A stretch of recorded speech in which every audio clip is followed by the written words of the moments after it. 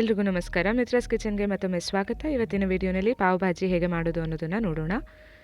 ಒಂದು ಪ್ಲೇಟ್ನಲ್ಲಿ 1 ಟೀ ಸ್ಪೂನ್ನಷ್ಟು ಕೊತ್ತಂಬರಿ ಬೀಜ, 3 ರಿಂದ 4 ದಾಲ್ಚಿನ್ನಿ, 2 ಬಡಿ ಇಲೈಚಿ, ಅದರ ಜೊತೆಯಲ್ಲಿ 5 ರಿಂದ 6 ಕಾಳುಮೆಣಸು, ಹಾಗೆ ಒಂದು 8 ರಿಂದ 10 ಬ್ಯಾಡಗಿ ಮೆಣಸಿನಕಾಯಿ, 1 ಟೀ ಸ್ಪೂನ್ನಷ್ಟು ಸೋಂಪು, 1 ಟೀ ಸ್ಪೂನ್ನಷ್ಟು ಜೀರಿಗೆ, ಹಾಗೆ ಲವಂಗ, ಜೊತೆಗೆ ಒಣಗಿರುವಂತಹ ಶುಂಠಿ, ಪುಲಾವ್ ಎಲೆ ಇಷ್ಟನ್ನು ಹಾಕಿ ನೀವು ಅದನ್ನು ಒಂದು ಕಬ್ಬಿಣದ ಬಾಣಲೆಯಲ್ಲಿ ಒಂದು 5 ರಿಂದ 6 ನಿಮಿಷ ಚೆನ್ನಾಗಿ ಲೋ ಫ್ಲೇಮ್ನಲ್ಲಿ ರೋಸ್ಟ್ ಮಾಡ್ಕೋಬೇಕು. ಡ್ರೈ ರೋಸ್ಟ್ ಮಾಡ್ಕೋಬೇಕು. ಅದು ಘಮ್ ಅಂತ ವಾಸನೆ ಬಂದ ನಂತರ ನೀವು ಅದಕ್ಕೆ 1 ಟೀ ಸ್ಪೂನ್ ಅರಿಶಿನ, 1 teaspoon amchur powder, 1 teaspoon chaat masala, ಈ ಸಾಮಗ್ರಿಗಳು ಹಾಕಿದ್ಮೇಲೆ ಮತ್ತೆ ಒಂದು 2 ರಿಂದ 3 ನಿಮಿಷ ನೀವು ಅದನ್ನು ಡ್ರೈ ರೋಸ್ಟ್ ಮಾಡ್ಕೋಬೇಕು. ಅದು ಸಹ ಘಮ್ ಅಂತ ಪರಿಮಳ ಬಂದಮೇಲೆ ನೀವು ಅದನ್ನು ತಣ್ಣಗಾಗಕ್ಕೆ ಬಿಡೋಕ್ಕೆ ಮುಂಚೆ 1 ಟೀ ಸ್ಪೂನ್ನಷ್ಟು ಅಚ್ಕಾರದ ಪುಡಿನ ಹಾಕೊಳ್ಳಿ. ಅಚ್ಕಾರದ ಪುಡಿ ಕೊನೆಗೆ ಹಾಕಬೇಕು, ಇಲ್ಲಾಂತಂದರೆ ಘಾಟ್ ಬರುತ್ತೆ. ಹಾಗಾಗಿ ನೀವು ಅದನ್ನು ಲಾಸ್ಟಲ್ಲಿ ಹಾಕ್ಕೊಳ್ಳಿ. ನಂತರ ಒಂದು ಮಿಕ್ಸಿ ಜಾರ್ಗೆ ಹಾಕ್ಕೊಂಡು ಸಣ್ಣದಾಗಿ ಪುಡಿ ಮಾಡ್ಕೊಳ್ಳಿ.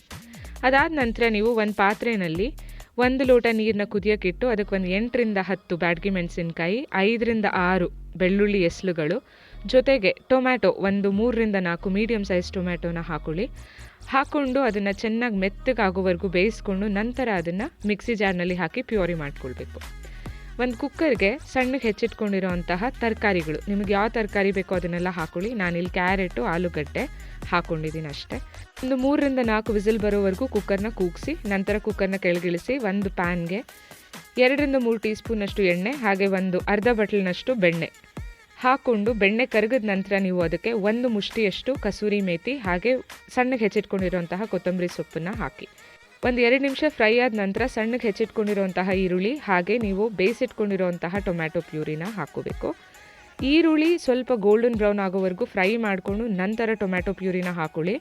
ಹಾಗೆ ಪ್ಯೂರಿ ಹಾಕ್ಕೊಂಡಾದ್ಮೇಲೆ ಚೆನ್ನಾಗಿ ಕೈ ಆಡಿಸಿ ಸೈಡ್ಸಿಂದ ಎಣ್ಣೆ ರಿಲೀಸ್ ಆಗೋವರೆಗೂ ನೀವು ಅದನ್ನು ಚೆನ್ನಾಗಿ ಕುದಿಸ್ಬೇಕು. ನಂತರ ಅದಕ್ಕೆ ನೀವು ಪುಡಿ ಮಾಡಿಟ್ಕೊಂಡಿರುವಂತಹ ಪಾವ್ ಭಾಜಿ ಮಸಾಲ, 1 ಟೀ ಸ್ಪೂನ್ನಷ್ಟು ಗರಂ ಮಸಾಲಾನ ಹಾಕಿ ಚೆನ್ನಾಗಿ ಮಿಕ್ಸ್ ಮಾಡಿ ಅದು ಸಹ ಚೆನ್ನಾಗಿ ಕುದಿಬೇಕು.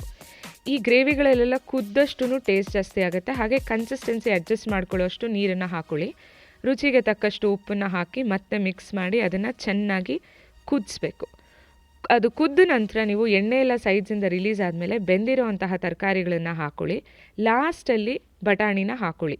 ಅಕಸ್ಮಾತ್ ನೀವು ಹಸಿ ಬಟಾಣಿ ಅಥವಾ ಒಣಗಿರೋ ಬಟಾಣಿ ಹಾಕ್ತಾಯಿದ್ರೆ ಕುಕ್ಕರಲ್ಲೇ ಹಾಕಿ. ನಾನಿಲ್ಲಿ ಫ್ರೋಝನ್ ಪೀಸ್ ಹಾಕ್ತಾಯಿದ್ದೀನಿ, ಸೊ ಹಾಗಾಗಿ ಲಾಸ್ಟಲ್ಲಿ ಹಾಕಿದ್ದೀನಿ. ಭಾಜಿ ಚೆನ್ನಾಗಿ ಕುದ್ದಿದೆ ಅಂತ ಅಂದಮೇಲೆ ನೀವು ಅದಕ್ಕೆ ಸಣ್ಣಗೆ ಹೆಚ್ಚಿಟ್ಕೊಂಡಿರೋಂತಹ ಕೊತ್ತಂಬರಿ, ಹಾಗೆ 1 ಟೀ ಸ್ಪೂನಷ್ಟು ಕಸೂರಿ ಮೇಥಿನ ಹಾಕ್ಕೊಂಡ್ರೆ ಸಿಕ್ಕಾಪಟ್ಟೆ ಟೇಸ್ಟಿಯಾಗಿರೋ ಪಾವ್ ಭಾಜಿ ಮಸಾಲ ರೆಡಿ ಆಗುತ್ತೆ. ಬ್ರೆಡ್ ಒಟ್ಟಿಗೆ ಪಾವ್ ಒಟ್ಟಿಗೆ ಸರ್ವ್ ಮಾಡ್ಕೋಬಹುದು. ರೆಸಿಪಿ ಇಷ್ಟ ಆಗಿದ್ದರೆ ನಿಮ್ಮ ಮನೆಗಳಲ್ಲೂ ಸಹ ಟ್ರೈ ಮಾಡಿ. ಇಂಗ್ರೀಡಿಯೆಂಟ್ಸ್ ಲಿಸ್ಟ್ ಲಾಸ್ಟಲ್ಲಿದೆ. ಮತ್ತೊಮ್ಮೆ ಸಿಗೋವರೆಗೂ ಟೇಕ್ ಕೇರ್.